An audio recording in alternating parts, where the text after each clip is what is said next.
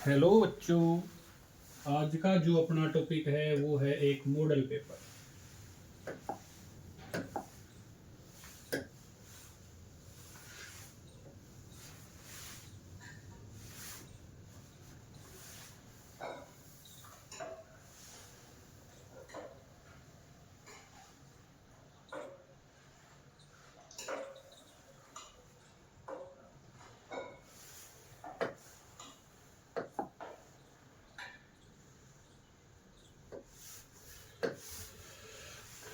देखो बेटा, सबसे पहला question, the number of electrons in one coulomb charge.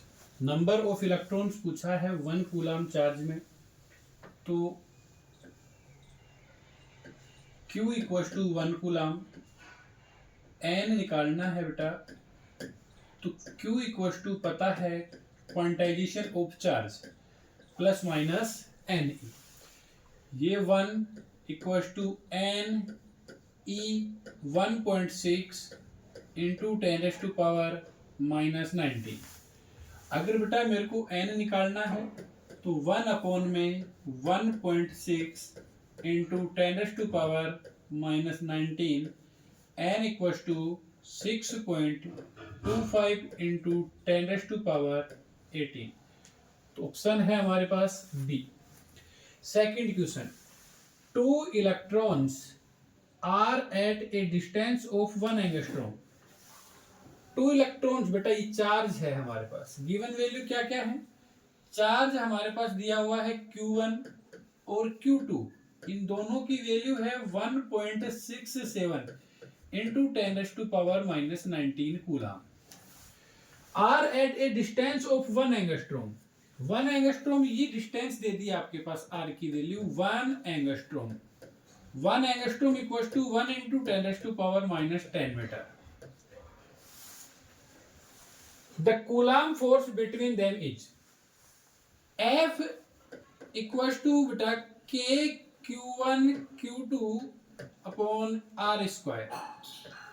तो F इक्वल टू K की वैल्यू 9 इंटू 10⁻⁹, 1.6 इंटू 10⁻⁻⁹, 2 टाइम है तो स्क्वायर अपॉन 1 इंटू 10⁻⁻⁻10 स्क्वायर। इसको कैलकुलेट करो और जब हमारे पास जो कैलकुलेशन निकल के आएगी तो आंसर आएगा बेटा 2.3 into 10⁻⁻10 newton, 10⁻⁻18 newton. The electric potential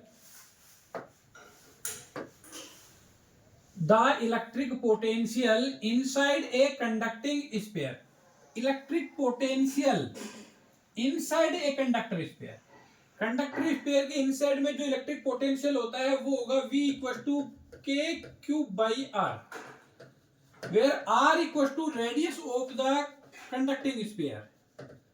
radius of the conducting sphere,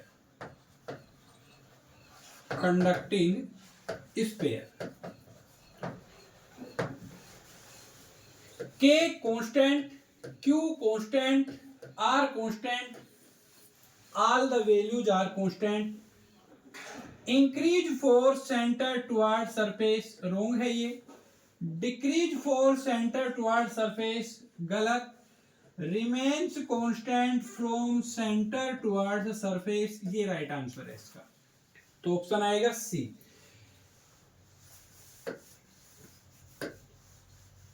If the length of the wire is doubled,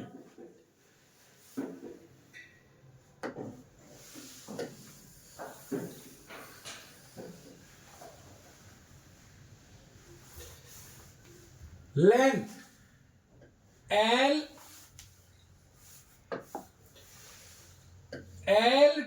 dash equals to length double 2L.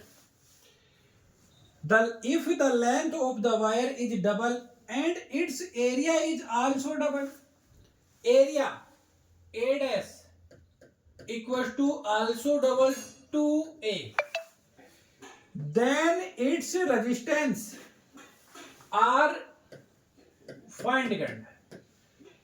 बेटा R equal to rho L upon A, then R dash equal to rho L dash upon A dash. Equation first, तो R dash equal to rho L dash 2L, A dash 2A, 2 से 2 cancel, R dash equal to rho L upon A, ये value, R dash equal to R, इसका मतलब resistance में कोई भी change नहीं हुआ। गेट हाफ गलत, get double wrong, remain same, ये आंसर है इसका।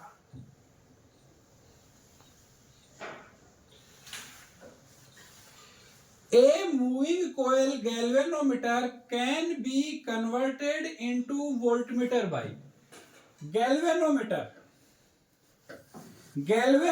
के पैरेलल में सीरीज में एक रेजिस्टेंस अगर हम जोड़ देते हैं और ये रेजिस्टेंस होता है हाई रेजिस्टेंस। कैसा रेजिस्टेंस होगा? High resistance.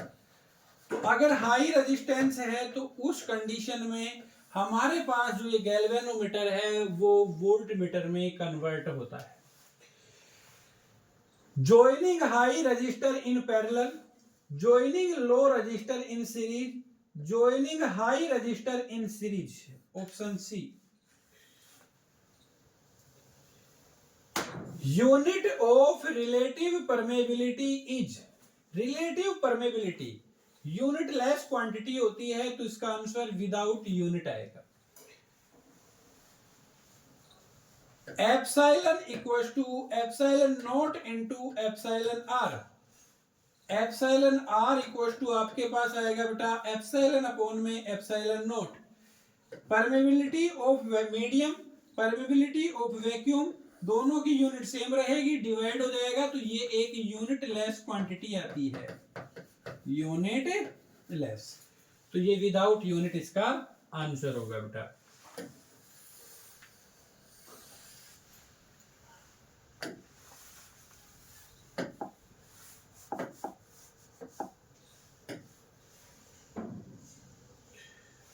डायमेंशियल formula of magnetic flux, magnetic flux का डायमेंशन फॉर्मूला सबको पता रहता है, m1L2T-2A-1 होगा।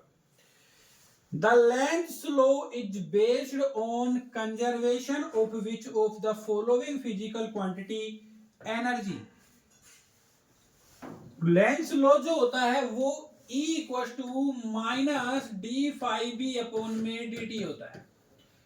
इसका मतलब यहां जो हमारे पास क्वांटिटी है वो लेंस लॉ में ये इलेक्ट्रिक पोटेंशियल है या इलेक्ट्रोमोटिव फोर्स है।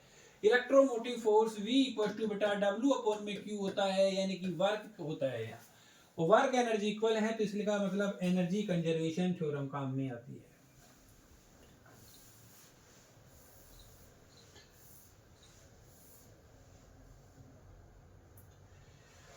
Potential difference in AC circuit is V equals to 20 sin omega t, V equals to 20 sin omega t, and current is I equals to 5 cos omega t, I equals to 5 cos omega t, then power distributed in watts is P equals to VRMS IRMS cos phi, formula होता है बेटा। यहां देखो हमारे पास दोनों में जो phase difference phi होगा वो फाई बेटा π/2 है, 90 डिग्री आएगा, क्योंकि कोस है यहां, इसको कन्वर्ट करेंगे तो हम लिख सकते हैं 5 sin π/2 minus omega t, then हमारे पास कोस ओमेगा टी, तो फेज डिफरेंस इक्वल टू π/2, तो power equal to VRMS IRMS cos phi की जगह π/2, कोस π/2 इक्वल टू 0, तो VRMS IRMS इंटू 0 मल्टीप्लाई 0, तो पावर आंसर आएगा बेटा हमारे पास 0।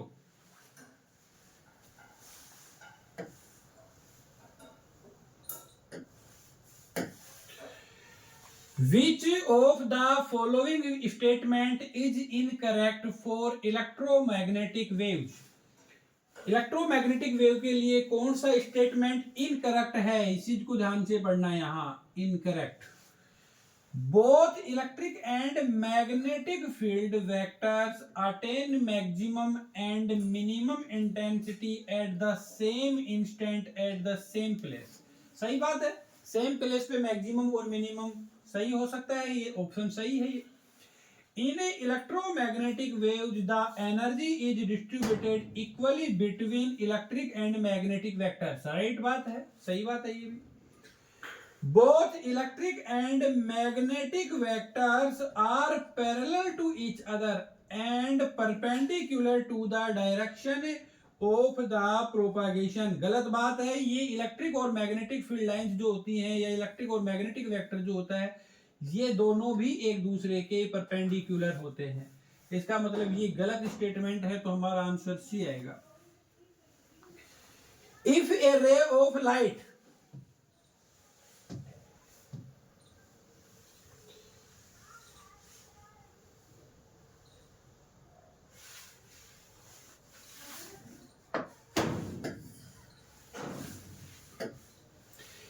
If a ray of light is incident normally on a plane mirror, then the value of the angle of reflection is।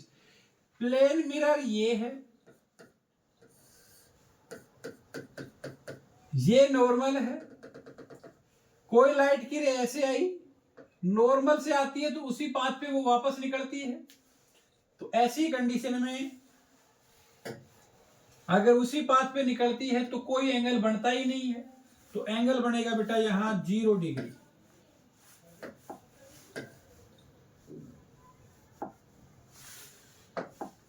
Angle 0 degree.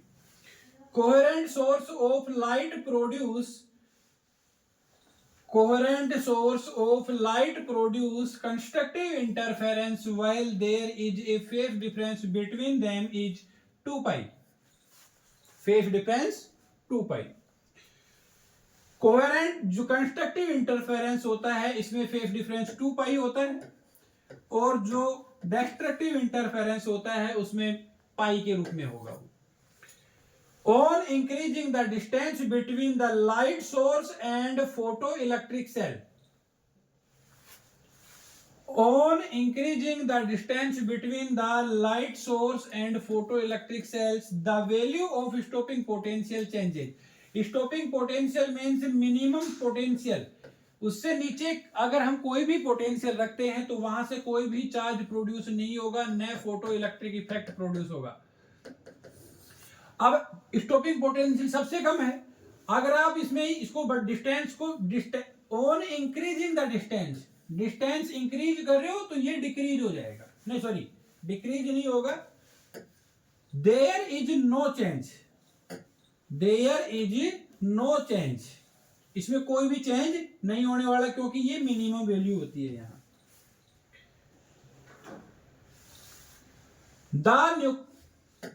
The nucleus of atom is made up of proton and neutron. सही option है, proton और neutron दोनों से मिलकर बना हुआ होता है।